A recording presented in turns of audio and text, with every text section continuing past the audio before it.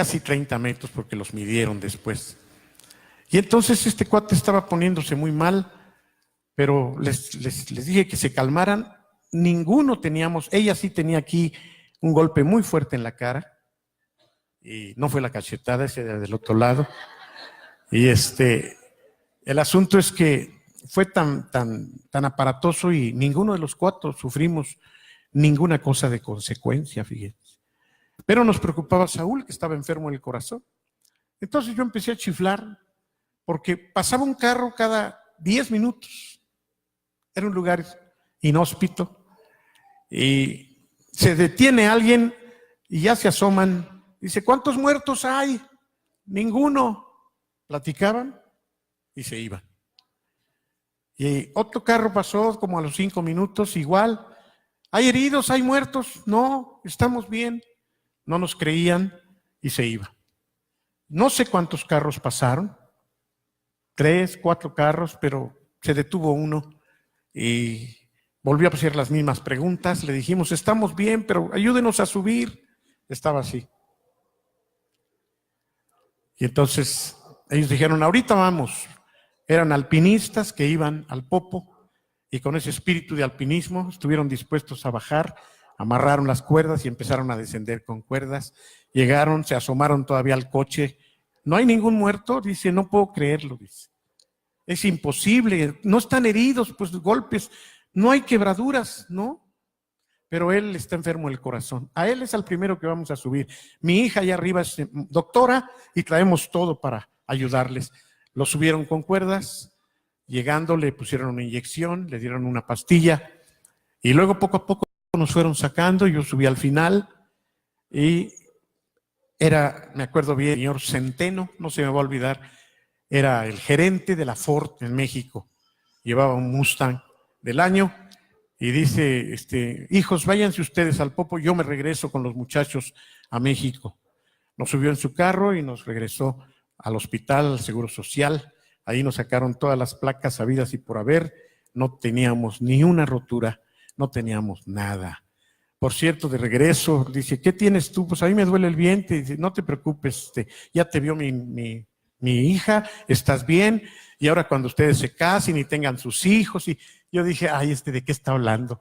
¿Cuándo va a ser eso? Pues de esto, hermanos, hace 47 años. 47 años hace. Y ahora no solamente hijos, sino nietos. Y yo no quise dejar pasar este momento que la mayoría no sabía. Y le agradezco a Dios, porque si estoy aquí es por su pura gracia, por su pura misericordia. Amén. Gracias.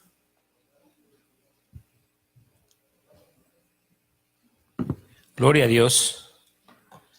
Se le olvidó decir que el gerente de la Mustang ya quería comprar, de Ford ya quería comprarse mejor un bocho.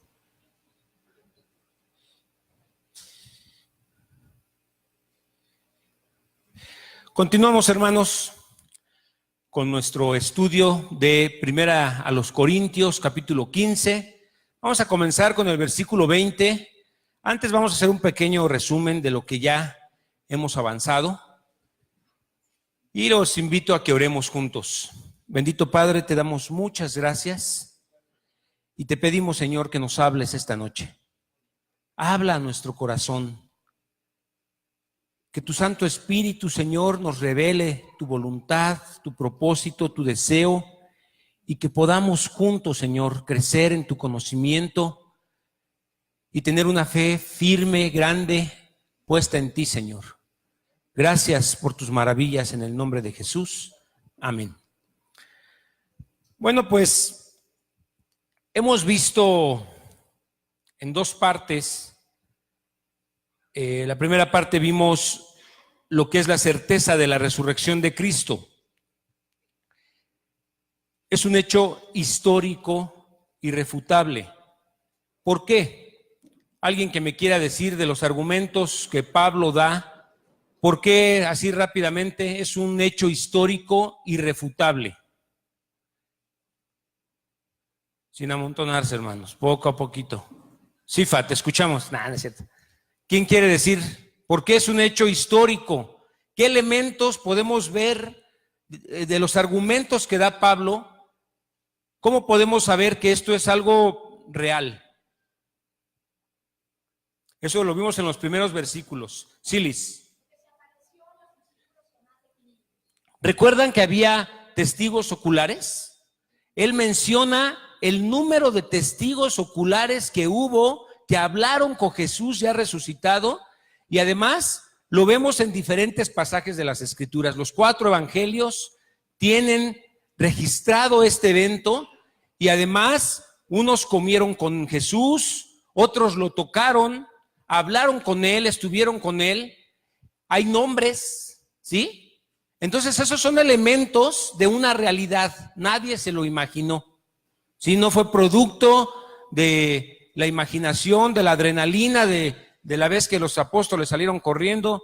No, en realidad es un hecho que Pablo supo, con argumentos bien sólidos, poner allí como algo, un hecho real, algo que no pueden, algo irrefutable, algo que no pueden decir, no es posible, ¿de acuerdo? Y entonces veíamos la segunda parte, las consecuencias de negar la resurrección.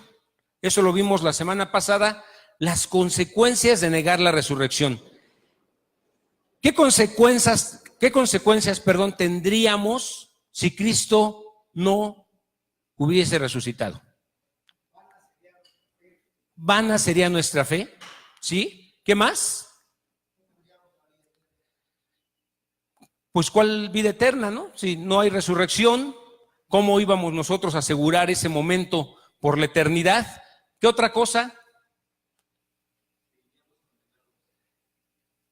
Seguiríamos condenados, seguiríamos en enemistad con Dios, seguiríamos sin esperanza, seríamos los más dignos de pena, de conmiseración.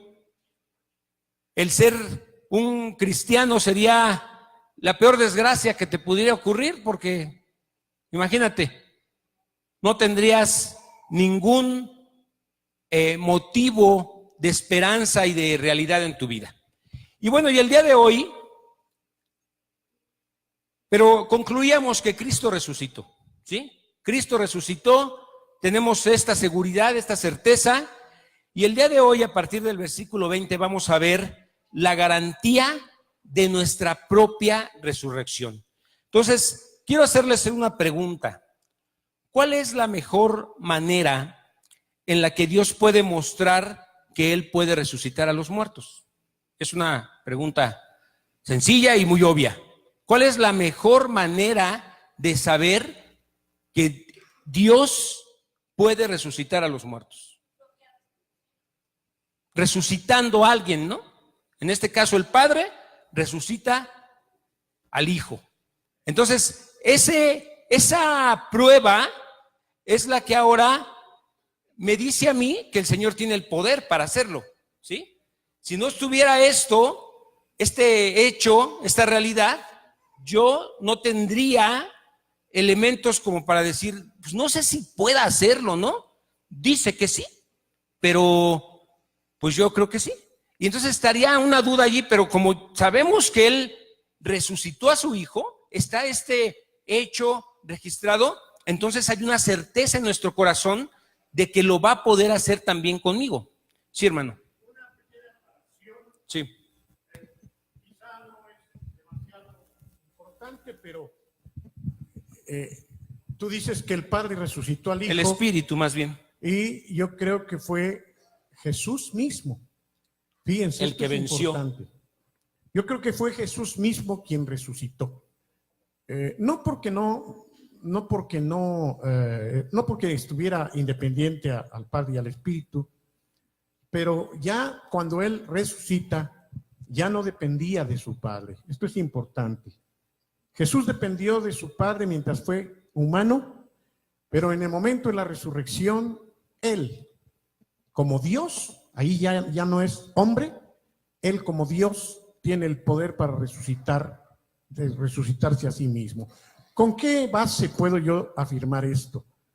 En el capítulo 10 del Evangelio de Juan, vemos que Jesús está hablándoles a sus discípulos y Él dice: nadie me quita mi vida. Tengo poder para poner mi vida, pero tengo poder para volverla a tomar. Sí. De manera que entonces, una vez que Jesús muere, Él, podemos decir, y resucita, desde luego, cuando Él ya resucita, Él vuelve a ser Dios. A pesar de que estuvo en la tierra con un cuerpo transformado, ya su cuerpo no era un cuerpo como el nuestro.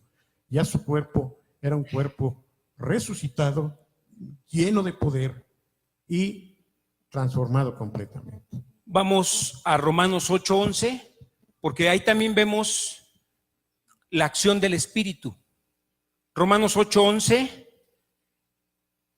dice así: y si el Espíritu de aquel que levantó de los muertos a Jesús mora en vosotros, el que levantó de los muertos a Cristo Jesús vivificará también vuestros cuerpos mortales por su Espíritu que mora en vosotros. Entonces, está allí la acción, el poder del Espíritu Santo. Entonces, sí está, allí Jesús haciendo su obra, luchando contra la muerte. Lo vemos que Él venció a la muerte, pero yo creo que sin el Espíritu, toda la obra que Jesús hizo mientras estuvo en la tierra fue por medio de su Espíritu. Entonces, sí es un elemento que es importante que tomemos en cuenta. Entonces, vamos a leer el versículo 20. ¿Alguien más levantó su mano por allá? ¿Anita? ¿Ya no? Ok. Dice: mas ahora Cristo ha resucitado de los muertos, primicias de los que durmieron es hecho. El término primicia va a ser importante que lo revisemos. Se refiere a los primeros frutos de una cosecha de un agricultor. Entonces, el agricultor debía tomar los primeros frutos y dárselos a Dios como una ofrenda, ¿sí? Al hacer esto, la palabra primicia quiere decir el primero en orden de tiempo, y el primer fruto que se recogía. Ese fruto era el que el agricultor ofrecía a Dios, le hacía una ofrenda a Dios, y esa ofrenda garantizaba la bendición de Dios de todo lo demás que se cosechara. Fíjense qué principio tan importante. Lo vemos en la palabra.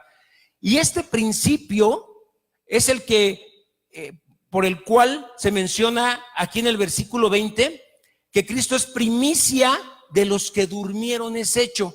Entonces, Jesús fue el primero en vencer a la muerte para no volver a morir. ¿De acuerdo? Sí. Cristo había de padecer y que, siendo el primero de la resurrección de los muertos, iba a anunciar luz al pueblo y a los gentiles. Amén. Entonces, vemos que Jesús ya había resucitado a una niña, había resucitado también a su amigo Lázaro, pero volvieron a morir, ¿sí? Con el tiempo, no sé de qué, pero volvieron a morir. Pero esta muerte de Jesús, que venció y que volvió a tomar la vida, fue para ya no morir jamás. Entonces, Él fue el primero que él es la primicia, por eso dice que Él es la primicia de los muertos. Y entonces esto nos da la garantía de nuestra propia resurrección, ¿sí? Tu resurrección y mi resurrección son posibles porque Jesucristo resucitó, ¿sí? Entonces, es un asunto de fe también. Vamos a verlo. La primera resurrección de un hombre que nunca volverá a morir, ¿sí? Eso tengámoslo aquí presente. Es la primera resurrección de un hombre que nunca volverá a morir. Y entonces, Cuando leemos este versículo de Romanos 8:11 que les dije, dice, si el espíritu de aquel que levantó de los muertos a Jesús mora en vosotros, el que levantó de los muertos a Cristo Jesús vivificará también vuestros cuerpos mortales por su espíritu que mora en vosotros. ¿Sí? Entonces, cuando nosotros creemos, fíjense qué elementos tan importantes vemos ahorita de nuestra fe. Cuando nosotros creemos, recibimos el Espíritu de Dios. Y al tener el Espíritu de Dios, tenemos la seguridad, tenemos la garantía de que ese Espíritu nos va a dar vida como se la dio a Cristo. ¿Sí? ¿Lo ven? Qué importante. Entonces, esto sí es muy importante que lo tengamos así. Ahora, nótese en el versículo 20 el más ahora. Más ahora, dejen proyectado el versículo 20, por favor. Gracias. Dice, más ahora, digámoslo de otra forma, Él ha resucitado, por lo tanto nosotros, ¿sí? A eso se refiere, o es primicia, Él es el sello, la seguridad de nuestra resurrección. Ahora vamos a Romanos 8:23, por favor. Romanos 8:23, fíjense, dice, y no solo ella, sino también nosotros mismos que tenemos las primicias del Espíritu, nosotros también gemimos dentro de nosotros mismos, esperando la adopción, la resurrección de nuestro cuerpo. Otra cita, 1 Tesalonicenses 4:14. Dice, porque si creemos que Jesús murió y resucitó, así también traerá Dios con Jesús a los que durmieron en él. ¿Sí? Esa es la garantía que tenemos. Otra es lo que estamos analizando. La certeza ya la tenemos de que Jesús resucitó. Ya tenemos también con esto la seguridad, la convicción de que la resurrección de Cristo es garantía para mí y para los que creemos que vamos a poder resucitar. Primera de Pedro 1, versículos del 3 al 4.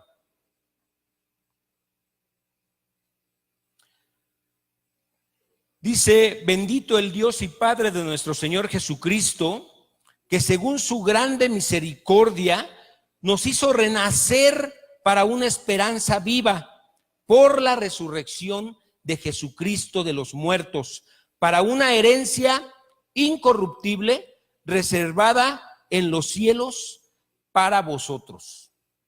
¿Sí? Una cita más. O bueno, ya con eso vamos al versículo 21. Dice el versículo 21, por cuanto la muerte entró por un hombre, también por un hombre la resurrección de los muertos. Pablo dice, así como todos fuimos afectados por el pecado de Adán, fue por medio de Adán, la desobediencia de Adán, que conocimos la muerte. ¿Sí? El Señor se lo había anunciado a Adán y a Eva, no coman, no vayan a comer de ese fruto, porque entonces morirán. Entonces, a partir de esa desobediencia, por ese hombre, por Adán, todos mueren, y es como si todos hubiéramos participado de esa desobediencia contra Dios. ¿De acuerdo? Y de la misma manera, Cristo está contraatacando, déjenme decirlo así, lo que hizo Adán, está revirtiendo el pecado y la muerte de Adán, y esto lo hizo a través de su propia resurrección y de su propia vida. Este acto de Jesucristo es el que nos da la oportunidad a todos, así como por Adán todos nos consideramos pecadores. Por este acto de Jesucristo de vencer a la muerte, nosotros tenemos la esperanza de estar en la eternidad con el Señor. ¿De acuerdo? Versículo 22. Porque así como en Adán todos mueren, también en Cristo todos serán vivificados. Así también todos los que han creído en Cristo, ¿sí?, participarán, lo podemos decir así, de la resurrección de Cristo. ¿Por qué? ¿Saben por qué? Porque de esta forma ya no tenemos cuentas pendientes en el tribunal de Dios. este acto de resurrección, este acto de Jesucristo a favor de todos, nos da la reconciliación con el Padre y nos limpia de nuestros pecados. Vamos a 2 Corintios 5:21, por favor. 1 Corintios 5:21. Dice, al que no conoció pecado, bueno, vamos a esperar a que lo pongan.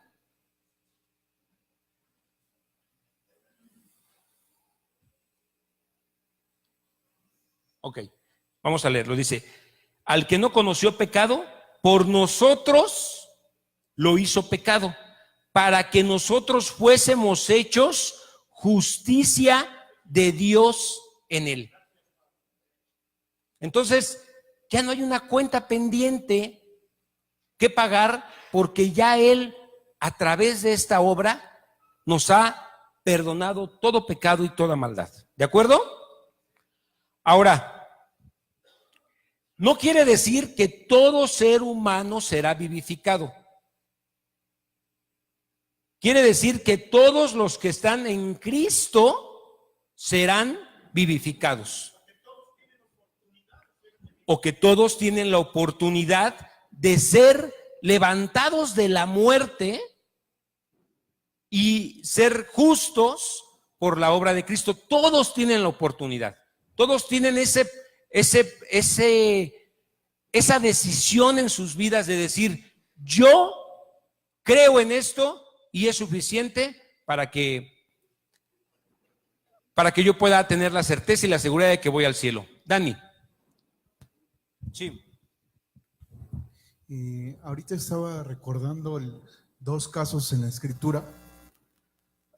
Quizá tenga que ver que fue en el Antiguo Testamento. ¿Qué va a ocurrir con Enoc y con Elías? Porque ellos no conocieron la muerte y todavía no estaba presente Cristo. Por ejemplo, el caso de Enoc, pues estamos hablando del favor que nos hace tener la resurrección de Cristo.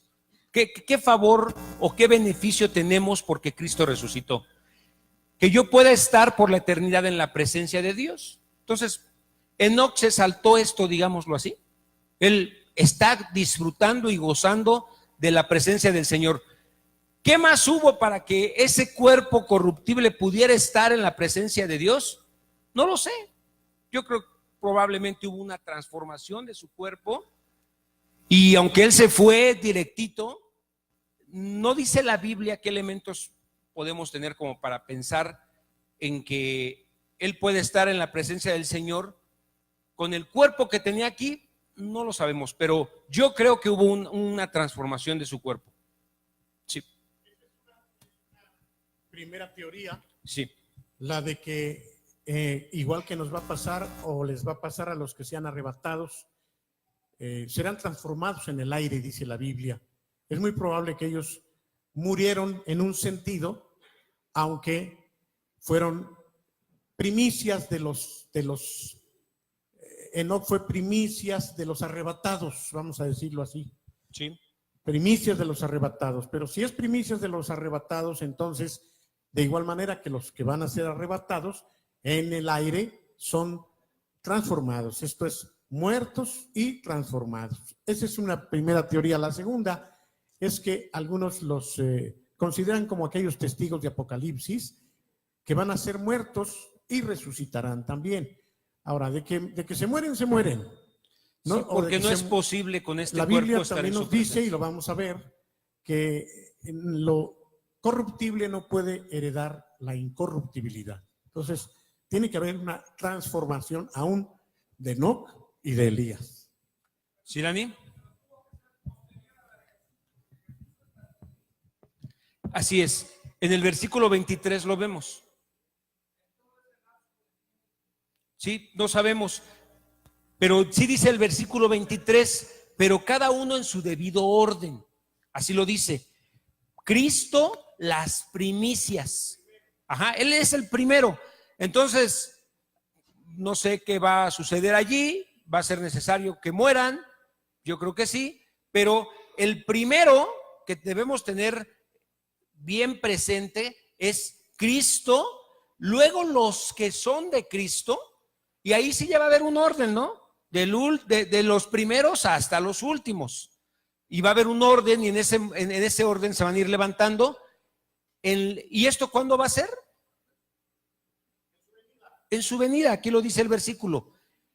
Primero, pero cada uno en su debido orden, Cristo las primicias, luego los que son de Cristo en su venida. Está hablando ya de la segunda venida. Entonces, en este momento Jesucristo está reinando a la diestra del Padre, ¿sí? Ajá. Pudo haber sido el mismo día que ellos fueron arrebatados, porque no está diciendo que resucitaron. Ellos no resucitaron.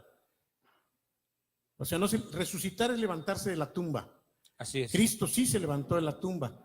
Elías y Enoc no resucitaron. No conocieron la muerte. Pudieron haber sido transformados.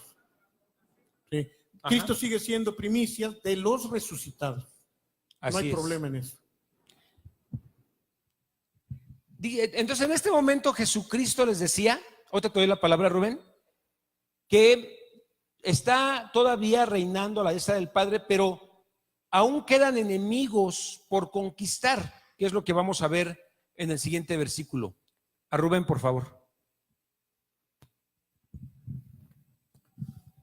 Bueno, en parte es el comentario sobre que Jesús es las primicias, pero por otro lado es un pasaje que siempre me trae un poco de una pregunta, ¿no? Al respecto.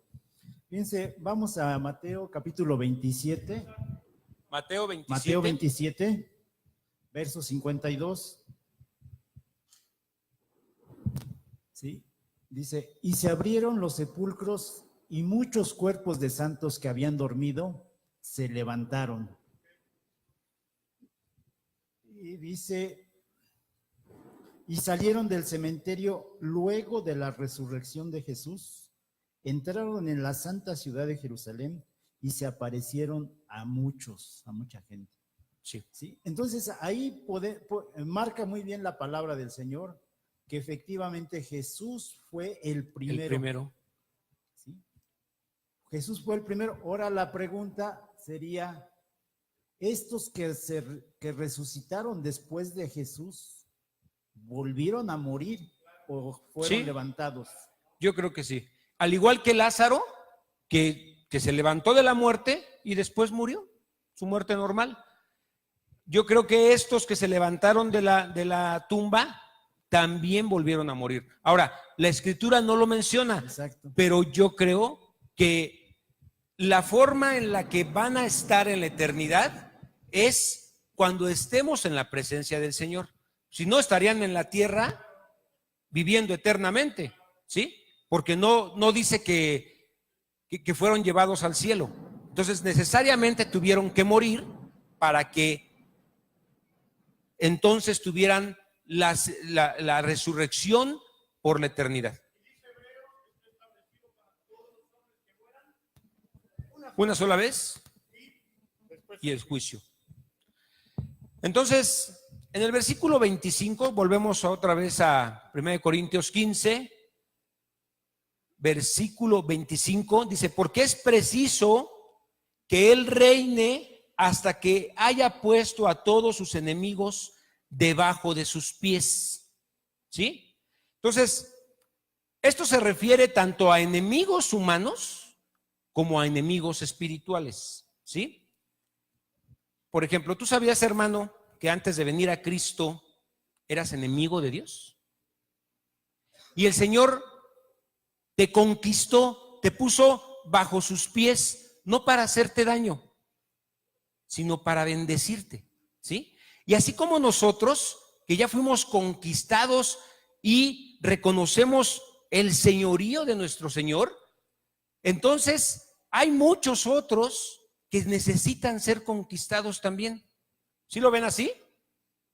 Entonces, no es para hacernos mal, sino para hacerle bien, y todavía hay muchos por conquistar, ¿sí? Entonces, por eso es preciso y es importante que Cristo sea el que reine, que Cristo reine en nuestras vidas. Esta es la forma en la que lo veo. Y también el pecado son otros enemigos a conquistar. El pecado, la vergüenza, el engaño, la mentira, la violencia, todos esos aspectos, el abuso, el dolor, porque dice que todos estos enemigos se sujetarán a Cristo. Vamos, por ejemplo, a segunda de Tesalonicenses, capítulo 1, del 7 al 10. Yo digo que son los dos, tanto humanos, y si después en el versículo 26 dice, y el postrer enemigo, ya no habría necesidad de decir, y el postrer, el último, será destruido, es la muerte. No. Sí, claro.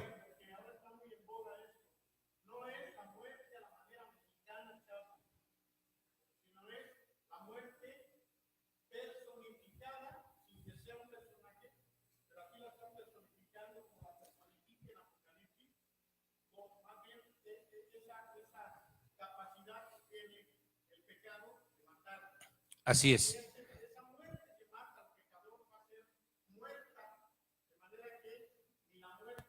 Tendrá posibilidad de matarnos ya. ¿Dónde está o muerte tu aguijón?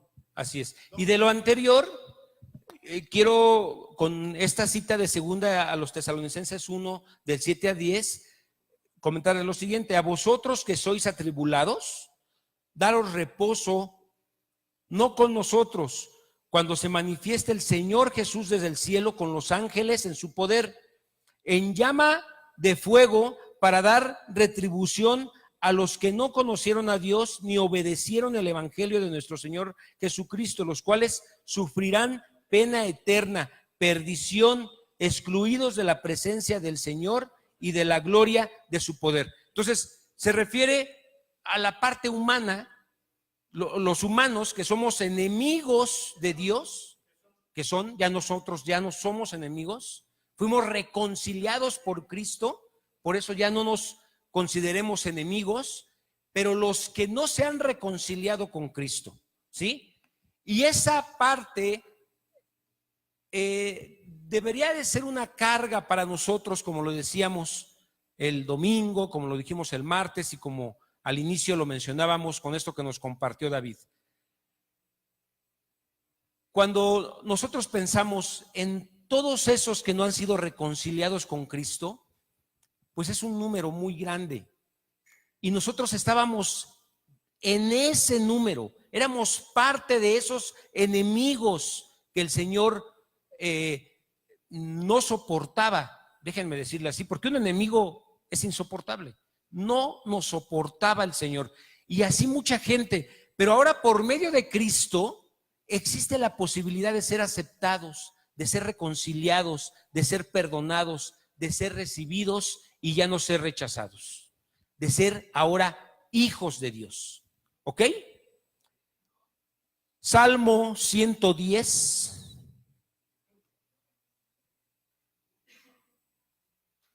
Salmo 110 del 1 al 3.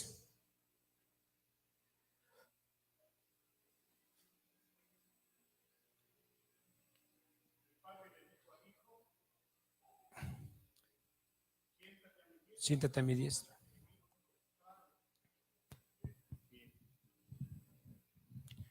El Señor enviará desde Sión la vara de tu poder, domina en medio de tus enemigos.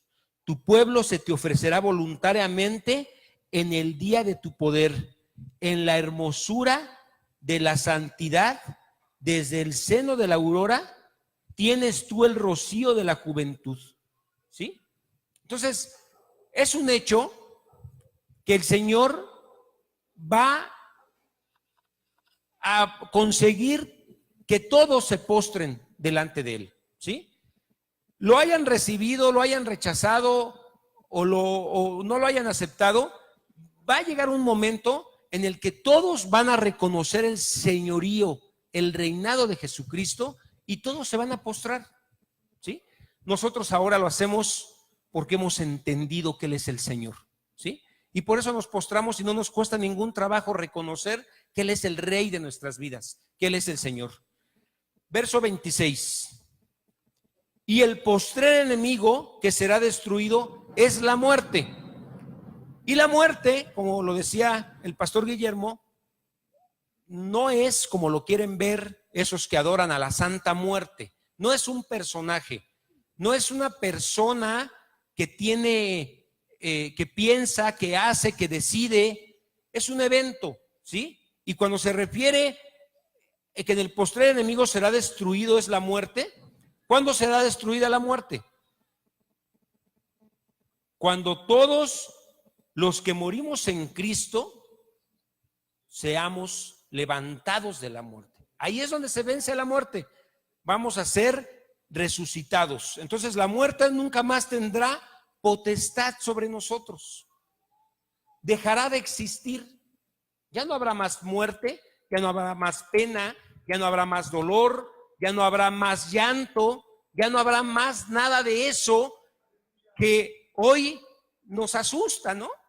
Y cuando hay dolor, ¿por qué nos asustamos? Porque ese dolor pudiera ser algo que te lleve a morir. Pero en Cristo, cuando el Señor nos levante, va a ser vencida la muerte y nunca más nuestros cuerpos volverán a enfermarse. Nunca más va a haber un síntoma de muerte, de dolor, de angustia, de pena, de preocupación, de angustia. Todo eso se va a acabar porque el Señor va a vencer a la muerte. ¿Sí? Vamos a Isaías 25:8, por favor.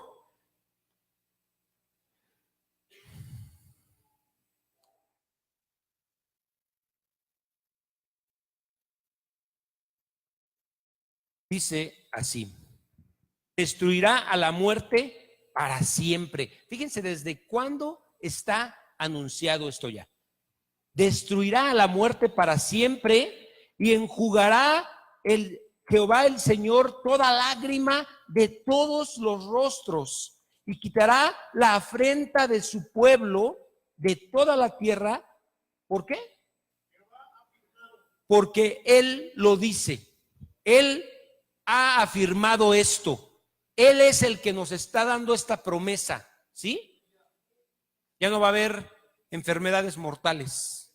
Nada de eso. Ya no va a haber remedios para sentirnos bien. Nuestro remedio va a ser eterno y es Jesucristo. Oseas 13:14.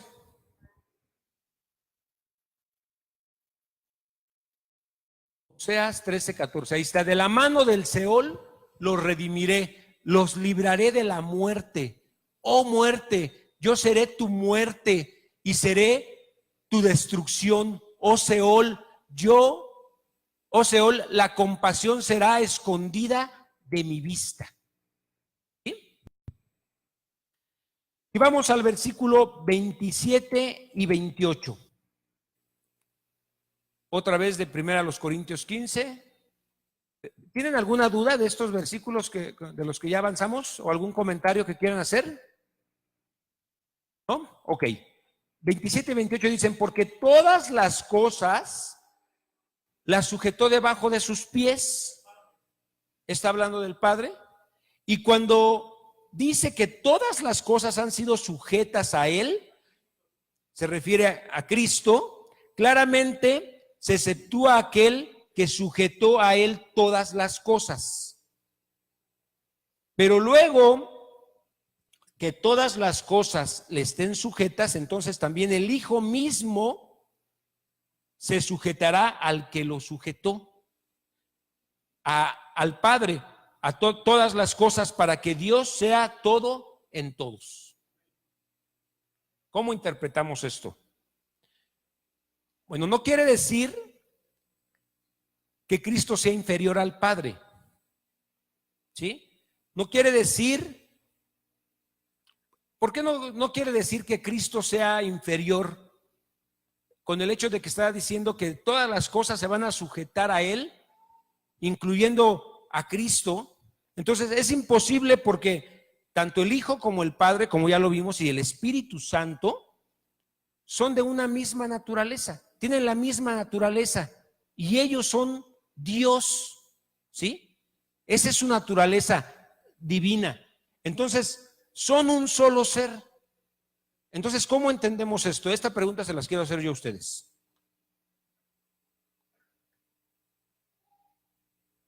¿Cómo entendemos este versículo 27 que dice, porque todas las cosas las sujetó debajo de sus pies? Y cuando dice que todas las cosas han sido sujetas a Él, al Padre, claramente se exceptúa aquel que sujetó a Él todas las cosas. ¿Qué entendemos? A ver, quiero oírlos. A ver, Dani, ¿cómo lo interpretas? ¿No? ¿Te agarré en curva? Sí, pero sí, creo que sí. Bueno, es que lo podemos leer en otra versión. ¿Sí? Pues las escrituras dicen, Dios ha puesto todas las cosas bajo su autoridad. Claro que cuando dice todas las cosas están bajo autoridad, no incluye a Dios mismo, quien le dio a Cristo su autoridad. Ok. Yo lo entiendo así por esa versión. Cristo tiene el poder sobre todo, excepto Dios. Sí, porque sería incongruente que Dios le dio ese poder Ajá. y también Jesucristo tuviera poder sobre Dios o autoridad. O sea, vemos a Dios, al Padre y al Hijo en un mismo nivel. En un perfecto nivel. ¿Sí? Pues, con grados de autoridad diferentes. ¿Sí? Dios sobre todos, incluyéndolo sobre Jesucristo, y Jesucristo sobre todos nosotros, excepto sobre Dios. O sea, Okay. en un perfecto nivel, pero con diferente grado de autoridad. Ok, Dani. Sí. Sin embargo, dice claramente que aún Jesucristo estará sometido al Padre. Ciertamente no es menor que el Padre, pero lo fue en el momento en que se hizo hombre. Jesucristo, toda la obra que hizo en la tierra, la hizo debajo del Padre. No olvidemos eso. Y en cuanto a la naturaleza y en cuanto a la salvación y en cuanto a los redimidos, el mismo Señor Jesucristo, quiero pensarlo así, estará diciendo, Señor, aquí está la obra que me mandaste Así hacer. es, así lo entiendo yo. Aquí está todo lo que tú me permitiste. Te estoy entregando cuentas.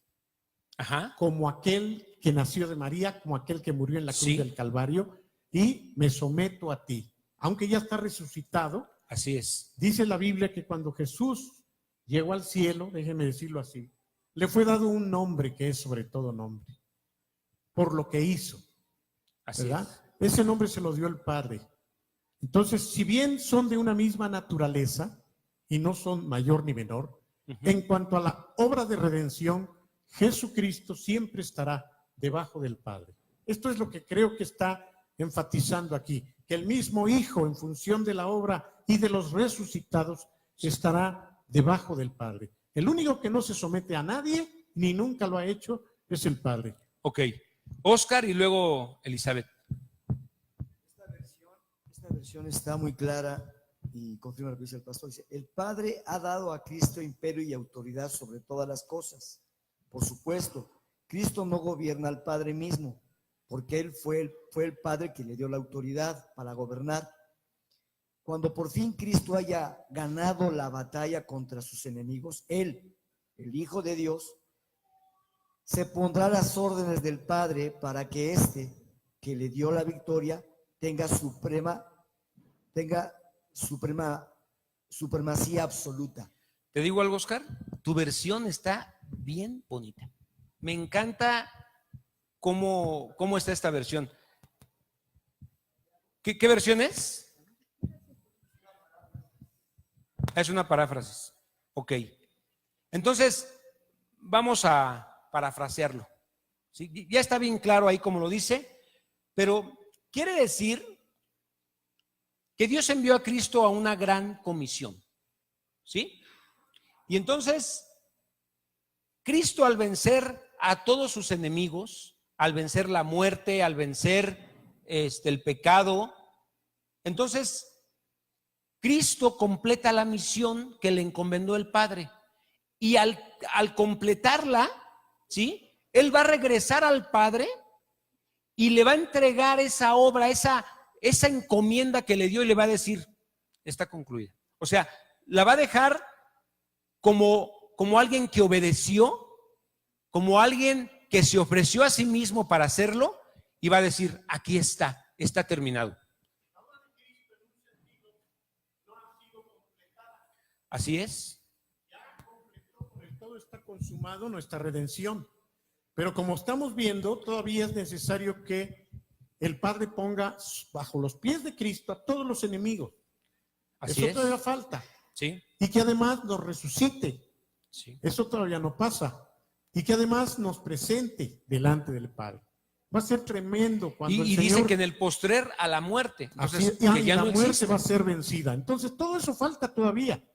Y todo eso, déjenme decirlo así, son cuentas que Cristo todavía le tiene que entregar al Padre. Así es. El mismo Satanás está herido, ¿sí?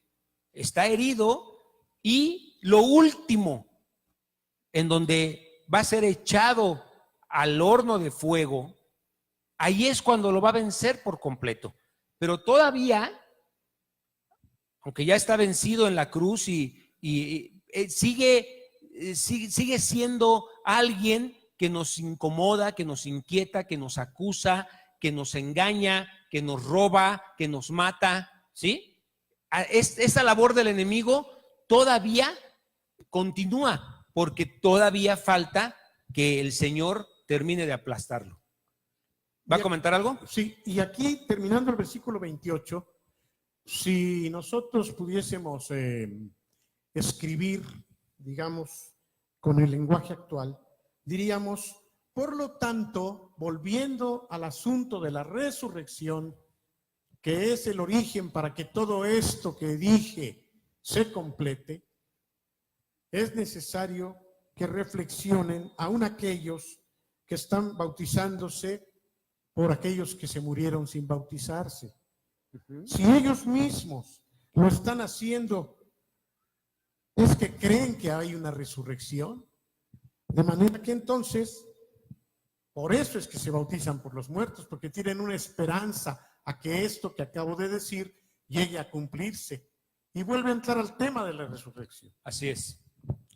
Que ese tema me gustaría que lo tratáramos como un poquito aparte. Este versículo 29 me gustaría que la próxima semana lo tratáramos bien, que lo comprendiéramos. Ya lo comentamos. Que está comentado. Lo más importante ya salió, ¿sí? Pero, digo, mencionar algunas cosas que tal vez valdrían la pena para que los que tienen duda todavía puedan recibir algo más para que se resuelva esa duda. David, por favor.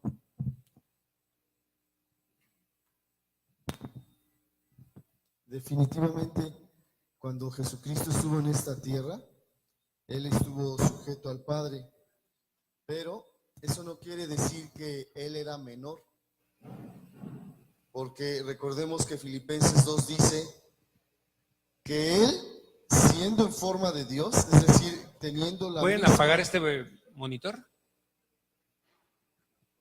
teniendo la misma forma de Dios, es decir, el mismo nivel de autoridad y de poder, Él decidió Perdón, David, te voy a cambiar el micrófono porque la pila está despojarse. acabando.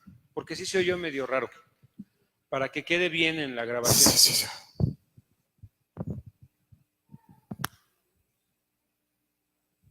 Sí, que definitivamente cuando Jesucristo estuvo en esta tierra, Él estuvo sometido a Dios, pero yo defiendo la parte de que Él no era menor que Dios.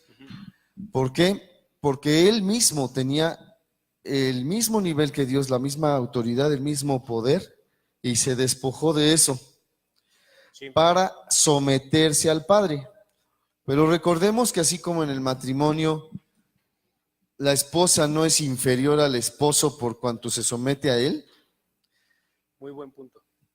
Así, Cristo Jesús no es inferior al Padre, pero sí se somete por una cuestión de orden. Ese es el punto.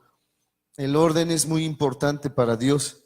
Y entonces, así como Cristo se somete al Padre, no porque sea menor que Él, sino porque por orden, de la misma manera quiere Dios que las mujeres se sometan a sus maridos y que los hijos se sometan a los padres, por una cuestión de orden, pero no es por que sean más importantes delante de Dios Más o menos. los hombres que las mujeres o algo así. Amén.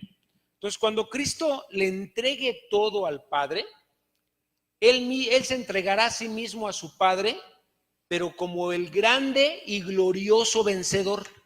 Así lo veo.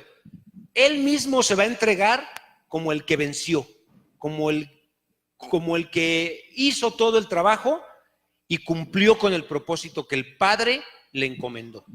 ¿De acuerdo? Exactamente. Y va a estar a su diestra reinando por la eternidad. ¿Preguntas, hermanos? ¿Algún comentario más que tengan? ¿No? Ok, ¿cómo vamos? Pues estamos en el tiempo. ¿Quiere comentar algo más? Vamos a entrar nuevamente, bueno, no nuevamente en un sentido, bueno, el tema es la resurrección. Sí. Y desde el versículo 30 vamos a retomar el tema. Sí. Pero ahora Pablo va a plantear cosas razonables que tienen que ver en parte con lo que les comentaba la vez pasada. Cuando estábamos cenando y levantando el ayuno hace 8 días, la hermana Titina me comentaba sobre esto que yo había comentado, sobre lo que había yo dicho en cuanto a aquellos que no creen ni en Dios, y entonces dicen hay que vivir una vida y como nomás hay una hay que aprovecharla. Sí. Y yo le dije, mira, en realidad creo que sería bueno la próxima vez que alguien me diga eso, yo le diría, ¿sabes qué? Te estás quedando corto. Realmente, si tú no crees en la resurrección, estás perdiendo el tiempo con la manera como vives. Échale ganas, reviéntate, sácale jugo a la vida, porque lo que estás haciendo no es nada. Si yo no creyera en la resurrección, yo sería un destrampado de primera. Sí. Porque no le hace. Si tengo nada más una, fíjense qué lógico es esto. Si yo nada más tengo una, ¿sí? No le hace. Miren, yo quiero que entiendan esto que digo. No estoy animando a nadie a hacerlo, a no ser que, de veras, si no tienen esperanza ni fe, ¿qué les queda? ¿Qué les quedaría a los que no tienen fe ni esperanza? No. ¿Qué les quedaría para vivir aquí? Pues todo lo que puedo sacar. Y no le hace que a los 30 años me muera, pero la disfruté. A eso voy. O sea, si se trata de que es solamente esta vida, sáquenle jugo, tengan 10 mujeres, hagan todo el dinero del mundo, pórtense como quieran, sáquenle jugo a esta vida. ¿Recuerda lo que vimos me parece que es una tontería que si alguien no cree en Cristo y no hay resurrección, todavía se comporte limitadamente. Eso es lo que quiero. Ahora, ¿por qué hablo así? Quiero enfatizarlo porque hace 8 días como que no pude expresarlo del todo. Porque lo contrario, lo opuesto, es lo que el apóstol y la palabra nos está invitando a hacer. Que nosotros que sí creemos en Dios y que sí tenemos una resurrección, tenemos esa certeza. Entonces vamos a comportarnos de una manera totalmente distinta a los que no tienen esperanza. En otras palabras, vale la pena negarnos, vale la pena sufrir, vale la pena portarnos bien, Amén. Vale la pena la santidad, Amén. vale la pena, porque aunque eso nos cueste sufrimiento, hay esperanza de una vida mejor. Amén. Sí. Esto es lo que yo quiero enfatizar, hacer el contraste. La próxima vez que alguien me diga, no, yo voy a vivir una vida, pero vívela bien. claro. ¿Saben que en el comentario que acabo de leer lo dice? Dice, es una pena para los que no tienen esperanza ni fe, que vivan a medias porque ni siquiera están disfrutando de lo que podrían disfrutar de esta vida y de todas maneras se van a ir al infierno. Entonces, la antítesis o la parte contraria es que si nosotros creemos en la resurrección, no tenemos por qué pensar que el portarnos bien sea algo negativo, sino al contrario, vale la pena. Y nuevamente el versículo que más me gusta, cuando el Señor nos va a decir, buen siervo y fiel. Amén. Amén. En lo poco fuiste fiel. O sea, lograste pasar, te voy a poner en lo mucho. Mira, por esos días en que tú dijiste no voy a pecar, por esos días en que tú me amaste, por esos días en que te negaste, por esos días en que dijiste ya no voy a tomar porque yo sé que tengo un valor o tengo una respuesta o tengo un fruto de dejar la bebida y de hacer esto y lo otro. Por eso ahora mira lo que te tengo preparado. Amén. Entonces vale la pena caminar en santidad, hermanos, porque nosotros sí tenemos una esperanza y no como los que no la tienen. Hay una frase que resume esto que dijo el pastor Guillermo, del hermano Jonathan Edwards, que fue un teólogo de hace muchos años. Él decía, este mundo es todo el infierno que un verdadero creyente va a padecer. Este mundo es todo el infierno que un verdadero creyente va a padecer, pero es todo el cielo que los que no han creído en Cristo van a gozar. Y Matthew Henry, ¿se acuerda que lo analizábamos? Y decía, si no vas a resucitar, si no existe la resurrección, entonces tienes una vida de perro. Vive como perro. ¿Y cómo vive un perro? Pues un perro no trabaja, anda en la calle, va y roba en la carnicería, va y se pelea, se mete con una perra y luego se mete con otra. Vive vida de perro. Si no existe eso, y muere como un perro. Nadie, es más, cuando te mueras nadie te va a levantar. Te van a pasar los carros por ahí, encima de ti. Imagínense qué triste sería si no tuviéramos esta certeza. Seríamos como un vil perro. Amén, amén, amén. Amén.